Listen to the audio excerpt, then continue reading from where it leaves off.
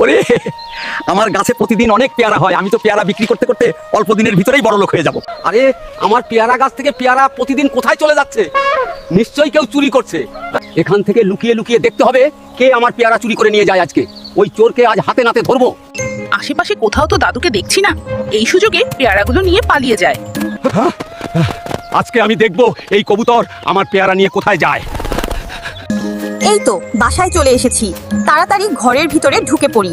ও বুঝতে পেরেছি, তার মানে কবুতরটি মা হতে চলেছে, এই জন্য খাবার সংগ্রহ করে রাখছে। হায় আল্লাহ, এখন তো অনেক ঝড় বৃষ্টি হচ্ছে, আমি এখন কোথায় যাব, কোথায় থাকবো? এখন তো অনেক ঝড় বৃষ্টি হচ্ছে, তাড়াতাড়ি গিয়ে কবুতরকে উদ্ধার করতে হবে। কবুতর বন্ধু, আজ থেকে তুমি আমার সাথেই থাকবে, ঠিক আছে? চলো আমার বাড়িতেই চলো। আরে কবুতর, তুমি তো অনেকগুলো ডিম পেড়েছো, তোমার ডিমগুলো দেখে আমার খুব ভালো লাগছে। দাদু দেখো দেখো, আমার কত সুন্দর সুন্দর বাচ্চা হয়েছে।